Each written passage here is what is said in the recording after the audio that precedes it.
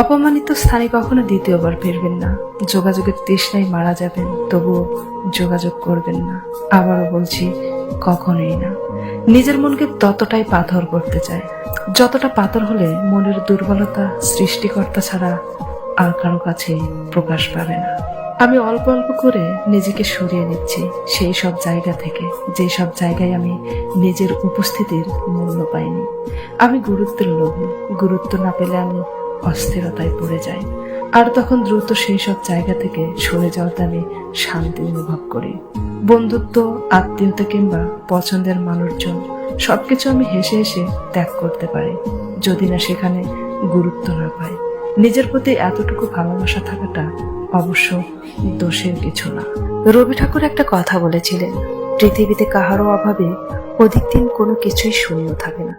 সত্যিই তো, আজ অব্দি দেখি নাই কেউ জীবন থেকে হারিয়ে গেলে কারো জীবন তার জন্য মনস্তর হয়ে গেছে, বরং সেই মানুষটার শূন্যস্থান কোনো না কোনো সময়ে ঠিকই পূরণ হয়ে গেছে, হয়ে যায়। কত ভালোবাসাবাসি, কত মনের টান, কত স্মৃতি উপেক্ষা করে মানুষ দিব্যি ভালো থাকে নতুন মানুষ নিয়ে। পৃথিবীতে সত্যি কোনো কিছুর জন্য জীবন কখনো থেমে থাকে না।